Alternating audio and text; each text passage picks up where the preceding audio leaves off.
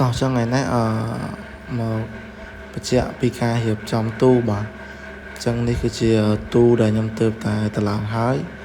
បាទទើបតែស្គាល់ហើយបាទចឹងមានថ្មបាទថ្មហ្នឹងគឺបើយើងនិយាយសាមញ្ញគឺហៅថ្មអាចផ្កាយបាទគេហៅថ្មអាចផ្កាយបាទចឹងមានរុក្ខជាតិក្នុងទឹកយើងបាទ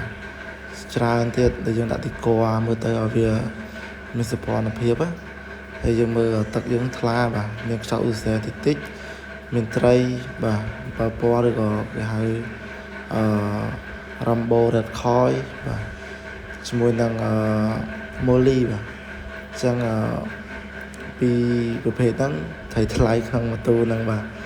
ផ្សេងទៀតគឺមានហុងកុងមានសេកអីលាយចម្រុះគ្នាពេញហ្នឹងបាទអញ្ចឹងតែយើងបដោតពេលហ្នឹងគឺមានRed Koi ជាមួយនឹងMolly បាទ Molly ពណ៌សស្អាតបងប្អូនបាទអញ្ចឹងទូនេះដែរគឺខ្ញុំឌីគ័រទៅតែរួចរាល់ទេបាទអញ្ចឹងយើងលាងសម្អាតទូចាស់មកគឺយើងមកឌីគ័រឲ្យវាទៅជាទូថ្មីអញ្ចឹងសម្រាប់ដៃថ្មីដំបូងគឺយើងអាច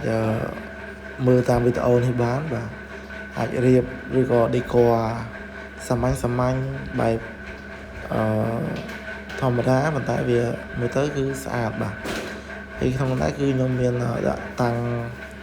បាទមាន filter បាទ filter នេះគឺយើងឆ្នៃខ្លួនឯងទេបាទអានេះ Molly របស់យើងបាទស្អាតហើយ Molly យកមក2គ្រាប់ខូចអស់1គ្រាប់អញ្ចឹងអត់តបានដាក់ទៀតបាទអញ្ចឹងក្នុងទូហ្នឹងគឺយើងមាន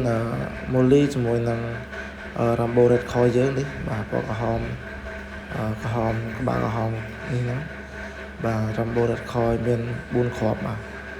តែពស់ធំអត់មានកាត់កូនសោះបាទMolly យើងក៏ពស់ធំដែរតែអត់តកើតកូន